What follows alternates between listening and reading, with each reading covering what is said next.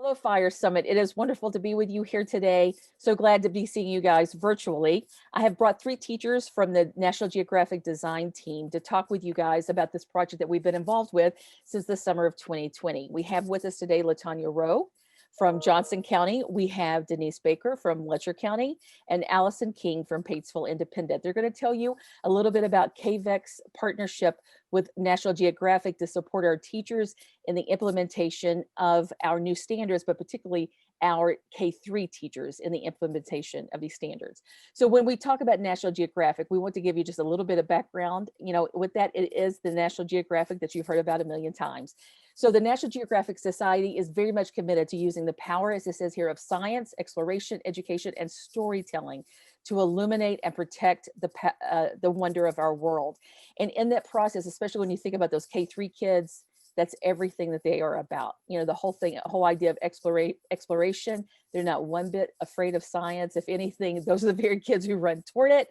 They want to do all of those experiments and everything. And God knows it's those K-3 kids that can tell a story better than anybody or love a story better than anybody. So that being said, we're going to tell you a little bit about this project. So when we talk about the learning journey, and that's very much how this partnership developed. About a year and a half ago when we contacted National Geographic, I called them and I said, I really need support for our K-3 teachers in the KVEC region, because when you look at the new social studies standards, whereas before those standards really kind of started in third grade and it was kind of third grade light, and then it went into fourth grade and got a little bit more intense, but it was really fifth grade that really carried a lot of that labor, a lot of that load in terms of the fifth grade assessment. But now when you look and you see that our standards very much are K-5, and not only that, when you look at, the assessment blueprint, it is K-5. So it's going to take all of our teachers supporting those fifth grade students to make sure they've supported them all along the way to prepare them for that assessment. So considering that journey, we wanted to create a community of practice for these teachers. So Latonya, Denise, and Allison are going to tell you guys all about that. So let's talk a little bit, you guys, about why was this experience created? Yeah, so as a third grade teacher, when these new standards came out, it was not just scary for me, it was terrifying. I was new to social studies anyway. And so coming in right when these new standards hit, it was terrifying. I didn't know where to go. I didn't know what to do. K-3 has very limited resources a lot of times anyway. And so I didn't feel like I had anywhere to turn.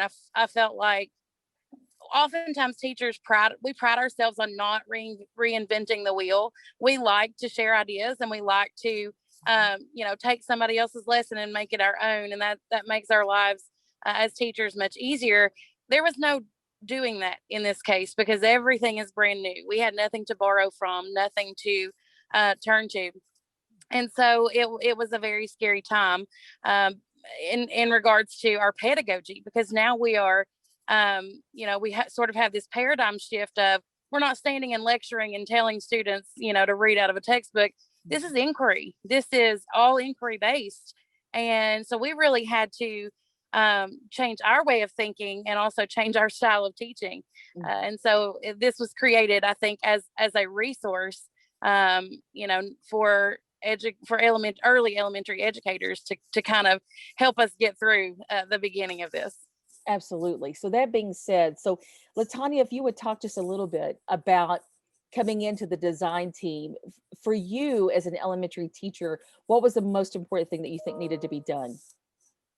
I think that having the experience of teaching 24 years in a classroom, I saw that as a teacher and new teachers coming in, there was limited resources, as what Allison said, and exactly which direction should they go in? How should things be taught? And so this program offered teachers an opportunity for the camaraderie to come together, to be able to share resources that they may have, or to be able to share an experience that they have, also be able to bounce those ideas off from each other, tell what works in their classroom, what isn't working.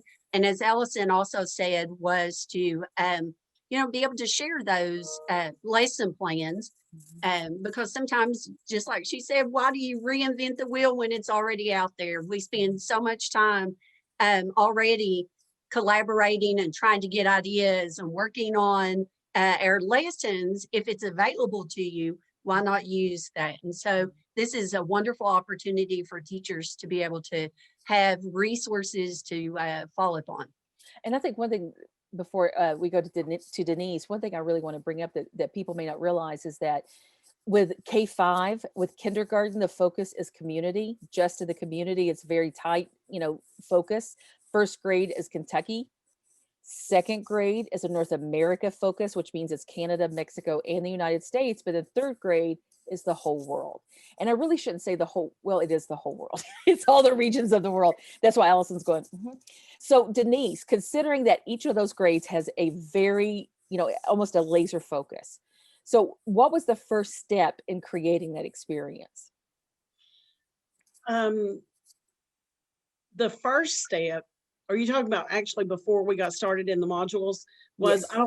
We actually sent out the questionnaires, and questionnaires went out from all of us to all different teachers across our community to see what teachers needed, not just what we needed. And it was amazing to see the results, because so many people said, we need help with the standards. We need materials. We don't have time for social studies. We teach reading and math. And so it was awesome that National Geographic was going to say, yes, we'll help you with this, and we'll help you with the standards and coming up with materials that you can teach reading and social studies at the same time. And the inquiry base, getting all that together. Yes. So exciting. Yes. Yes, absolutely. So just like they said, so the whole goal of the program, and I'll run through this quickly, and then they're obviously this is what's so great, because these people are actually not only part of the design team, but they're also part of the implementation team. They're experiencing this together with all these other teachers. So the whole purpose of the program was to provide high quality professional learning experience for our teachers. Because, again, when you're talking about high quality, you're talking about that you're really getting into those standards, and you're, deconstructing those standards, and then you're reconstructing to look at instruction. I love that Latonya brought this up, talking about developing the cadre of teacher leaders, because, who are going to support each other, not only in learning, but later when this project is over, they're going to support each other in implementing those content practices and getting into other teachers' classrooms. Because as Allison and Latonya and Denise all have talked about, and this is the beauty, I think, of K-3 teachers, is that they look at themselves automatically the minute they walk in that building, they are part of a team. They don't see themselves as an island. And because they're not, as Allison started this whole thing with reinventing the wheel every day, and they're borrowing each other's lessons and, and adding to this, then they're sharing back again. So this whole idea of coming together as a team, creating these lessons, reflecting in these lessons together. Then when this project is over, they're going to share that with everybody and say, listen, I know you're scared of these K-3, standards. Let me help you. And let me, tell you about my experience. And that's what this is all about. But also to share best practices in geographic education. Sometimes when you see that, you're thinking, well, where's civics, history, and economics? All of that will figure into the geography, because we all know where we live dictates how we live. So once you start talking about one, the other three are going to pop right in there, and that it can very much be a focus within that geographic education, especially for National Geographic. And then the last part, to develop and share instructional resources, as we've talked about. So that being said, my friends, so I would love for us to look at this theory of action, because that's very much what has driven everything. So when we talk about educators participate in high quality professional learning experiences, I would really like for, one of you guys to talk about that. So who would like to address that first block there, talking about, participating in high quality professional learning? I'll do that. So you see there, educators participate in high quality professional learning, really focused on geography, we used to say strand, the geography portion of the standards. Mm-hmm. And, that we really hit that a lot in the first couple of modules of the program. And I think that's so important, because before we can create curriculum, before we can develop lessons, we have to have a good understanding of what we are teaching. And that was a big problem for me in the very beginning. I would call Kim, on a daily, I'm texting her like, Kim, help, I don't know what this means, or will this lesson fit with this standard? So It's extremely important to really get a good grasp of those standards and what you are expected to teach, and then you can kind of go from there to develop your lessons and your curriculum beyond that. Absolutely. And then when you One, look at I'm sorry, Kim. that was just on the next component, meeting regularly. Latonya, talk about that. Okay, and I just want to play off from what Allison said too.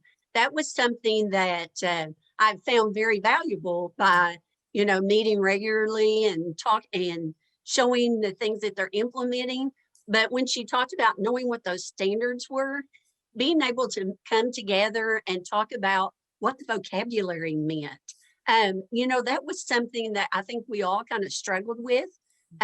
We had different interpretations of what the vocabulary and those standards really wanted us to assess or to teach, and being able to come together in these meetings and share the wonderful instructions that we were doing and talk about how the standards were implemented in that, and that we all were kind of on the same playing field. Yes. Yeah, especially with those inquiry standards. Yes. The content, I think, we all kind of have that basic knowledge of the content, but those inquiry standards really threw me. So I'm glad you mentioned that about the vocabulary and being able to talk to one another about, well, what does this mean? What is this really asking me to do? So. So you guys talking about doing all that planning and everything and having that time to really come together as a group, but then you have to separate, and then you have to go back into your classroom and you have to do the real world. So that's when you get in there and you demonstrate and reflect. So Denise, why don't you talk about that part a little bit, because you have a very distinct experience with that. Yes. Actually, how can I put this? To get in and to teach students, to teach on a different level. We are teaching differently now. Mhm. We are opening up their minds to curiosity and a different mindset than what they've had before. We are actually giving them an empowerment over their own learning. They are asking the questions and they are guiding their own learning. And when you do that, there's still a way that you're kind of keeping them on track to assess that and see if it's working. Does this work? Does this not work? Are the kids coming out of their shell? Are they talking? Is the inquiry base working? And are they learning? Oh, wow. Are they learning? Because when kids can ask questions and they take control of their own learning, it's amazing what they learn. It's not about sitting there saying, okay, this map takes you here and this takes you here, but they make those real world connections with, oh, my grandma went there, or that's where my grandpa went, or and then coming back together as teachers, as a team, and discussing, oh yes, this worked, or this didn't work, but the kids were so excited.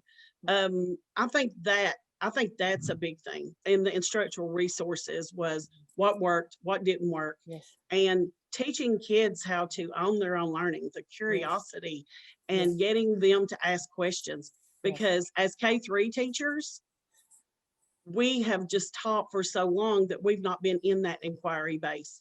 And it's so different, but it's exciting too. It's exciting to see kids. And you're tapping into an already natural energy for your students, because when you think about how many questions they have, especially those K1 kids, but all of a sudden second grade, they start asking a little bit less. And third grade, they start, because that's when they're starting to become the big kids sitting in the seat. So, I'm sorry to interrupt, but No, let me go. add that what happens, of course, most people know I was moved to fourth grade science this year. And what happens is you get those fourth graders in to your class and you look for that inquiry base, and they're like, they just look at you. That has got to be embedded. Yes. K1, 2, 3. We've got to embed that all the way up, because that's when they start talking. Yes. In fourth grade, they just look at you. I think so exciting. Yes. Oh gosh, yeah. I think what's wonderful too is that you said something very important thing, and that is the students owning their learning, because that's when they become empowered. And when our students are empowered, that's when we as teachers move mountains, because actually it's the kids and it's building off all that energy. So when you look at them, absolutely. And when you look at the bottom block there, you guys, it says educate. So why do all of these? If educators participate in high quality professional learning, if they meet regularly and as a community to support each other, and if they demonstrate how utilizing high quality resources in teaching and then reflecting in those, if they do all of that, then educators will be better equipped to implement their state standards and deliver high quality teaching and learning experience for our students. That is the biggest thing. This is why this pilot has been so powerful for those teachers that have participated. So how will teachers learn together? So we've talked a great deal about that, but is there anything that any of you guys would like to put into that?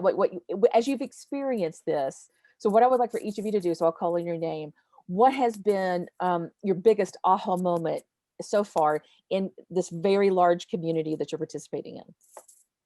So Latonya, what do you think? Well, I guess when we first started, and like Allison said, when we did the questionnaire and we talked to everybody and they were like, I don't have time to teach social studies. I have to get my reading and math in. And I think really showing teachers that it's all together. It fits, it's integrated all together. It shouldn't all be reading, math, social studies, science, just, as a separate entity. It should all be integrated and how it all fits together. And I think one of the big things, because I've had the opportunity to speak at conferences and be able to share a lot of things that I've gained, knowledge and resources. And I think that this program is helping teachers see that not only are they becoming better at teaching and implementing, but they are becoming leaders, and that they are able to go out and share the wonderful things that they are doing and how beneficial it is, and that they have something to talk about and to share, and not just be quiet about it and keep that in your classroom and only with your kids, and how everybody can benefit from it. Absolutely. So Denise, why don't you kind of take that on a little bit? Because I think, what has been, at what moment did you really turn the corner there with this project so far, even though it may have been a little bit stressful initially coming in, because, doing this, that's another thing too, that this program is entirely, remote or virtual. So these teachers are participating in a community that they're not sitting in the same room with these folks. It would be nice if they could, but they're not. So that being said, initially that's a little bit hard for us to get used to, but when did you turn the corner? When did you come into this and go, oh my gosh, yes? Well, I had actually said that I had said this every time that I ever taught a reading lesson to a third grade that included social studies. We had this conversation, Kim, that included any other country or they get so excited. Remember, I said the best years I've taught of third grade was when I could embed social studies.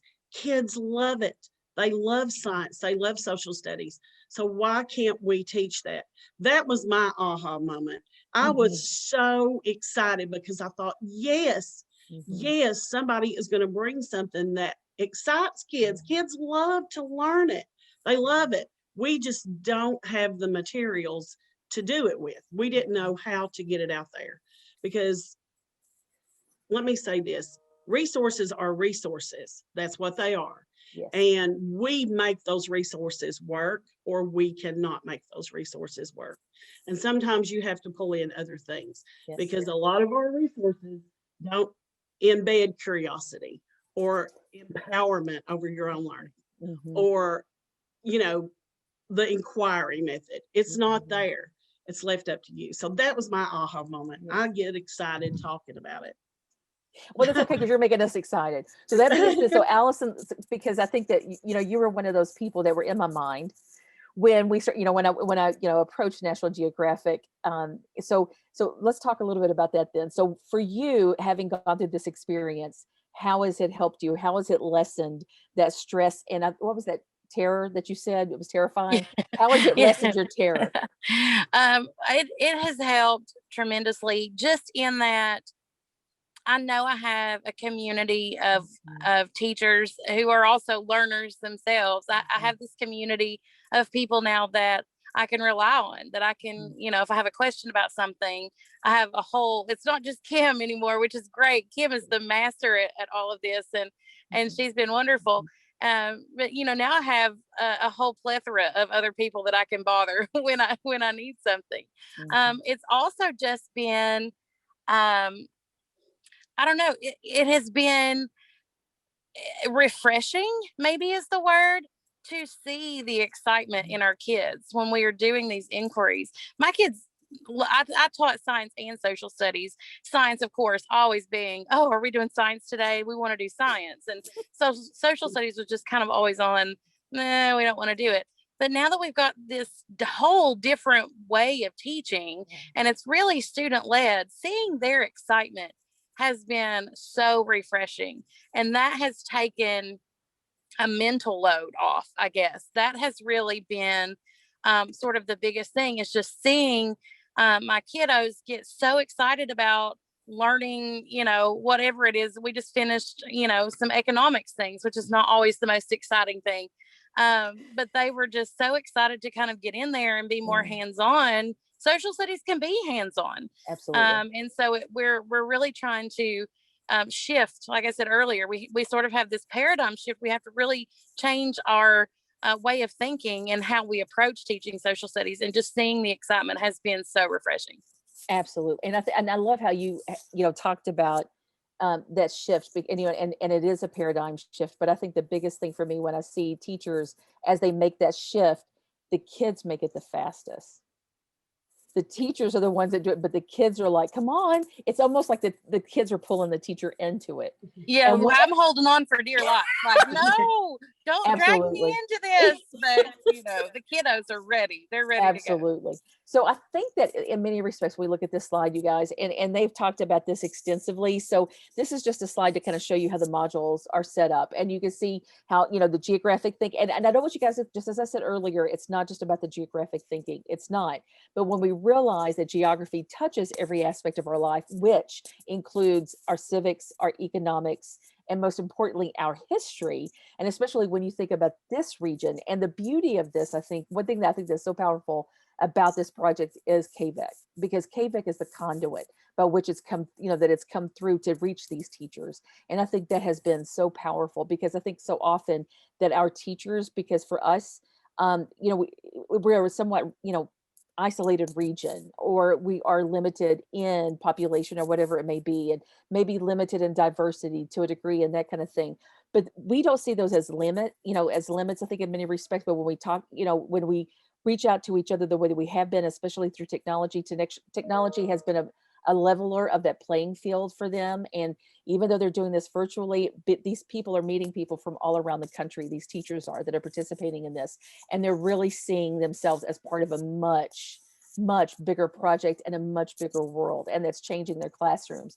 So when we think about module 1 and 2, understanding the state standards, Allison has talked about that extensively. The whole thing of inquiry, you've heard each of them talk about how that has changed their classrooms and how their kids are bringing in. And the last 2 modules of healthy integration, and very much that's going to be all about the reading and writing standards.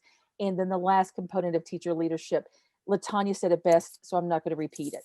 The fact that these teachers are going to be prepared, they're going to take it, and then they're going to share it out is going to be so important.